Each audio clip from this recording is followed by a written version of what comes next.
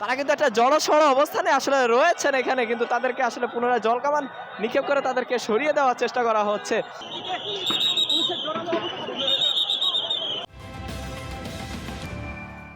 মুহূর্তে দেখতে পাচ্ছেন যে কিন্তু জলকামান এখনো আবারও প্রস্তুত করে রয়েছে এবং যে সকল নারী আন্দোলনকারী রয়েছেন, নারী শিক্ষক নিয়োগের জন্য যে সকল আন্দোলনকারী রয়েছেন,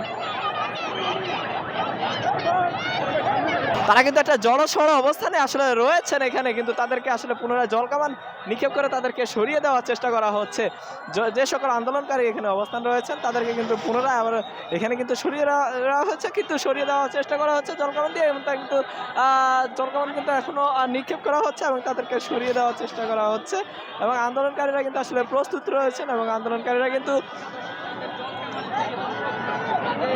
এখনো প্রস্তুত রয়েছেন এবং তারা একের পর এক স্লোগান দিয়ে যাচ্ছেন। আসলে আপনাদেরকে সরাসরি দেখানোর চেষ্টা করছি, তারা কিন্তু আসলে সতর্ক অবস্থানে রয়েছে। পুলিশ কিন্তু পুনরায় ধাওয়া দিয়ে যাচ্ছেন, পুলিশ কিন্তু পুনরায় ধাওয়া দিচ্ছেন আসলে তাদেরকে।